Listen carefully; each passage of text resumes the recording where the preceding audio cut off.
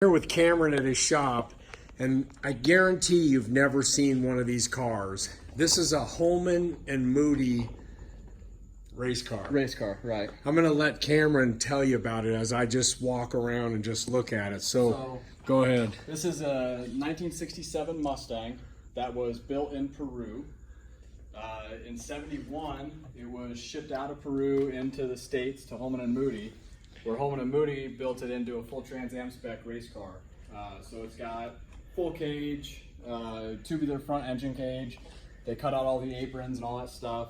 The motor is a tall deck Ford that was built to a NASCAR spec.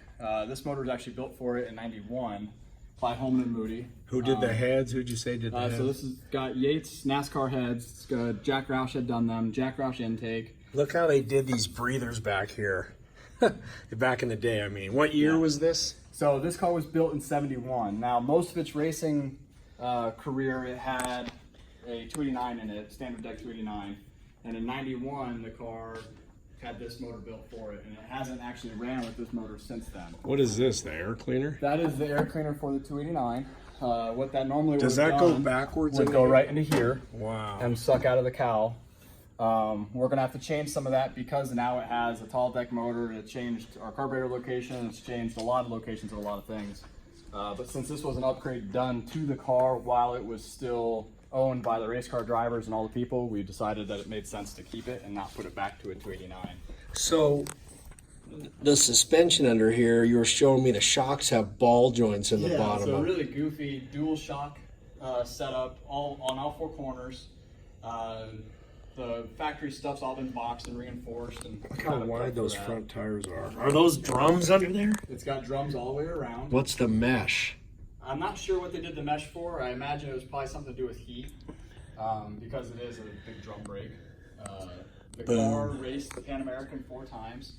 It's raced all through Argentina, and obviously in Peru, and all through South America, basically. Wow.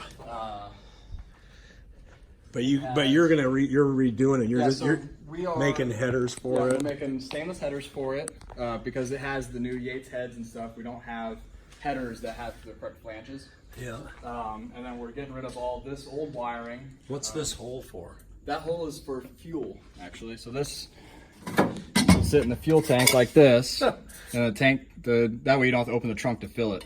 Wow, dude. This is just crazy, the stuff they thought of when they raced. Let me take you, let's look under this rear end under here. So it's got a 9-inch. So it's a 9-inch. The rear end and the trans both have auxiliary pumps and coolers. Those are inside the car. They actually cut a hole in the floor, put the cooler on it, and then have a blower fan or squirrel motor directing air downward to blow all that hot air out from the bottom of the car. To try to keep the rear end cool, the transmission cool.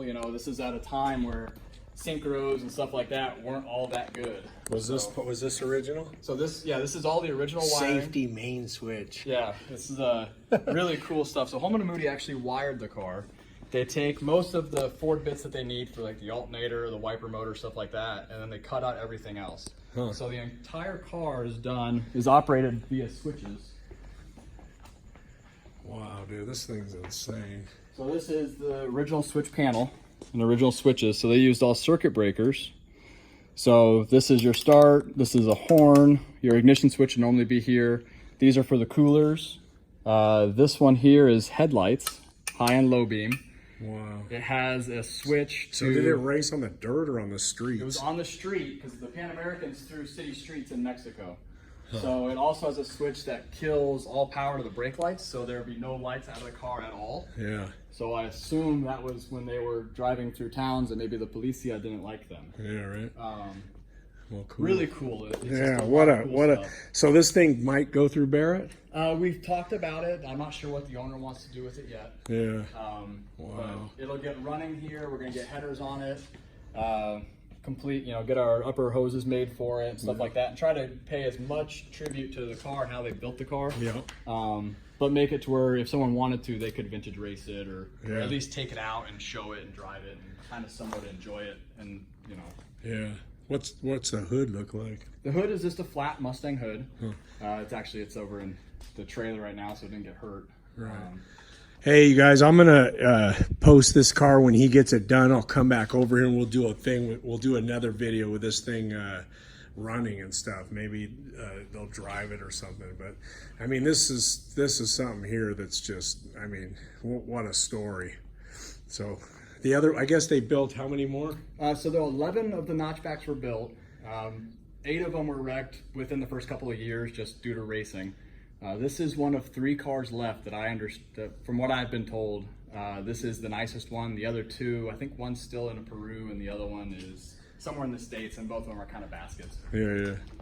Well, cool. Dude, thanks for sharing that with me. Absolutely. All right.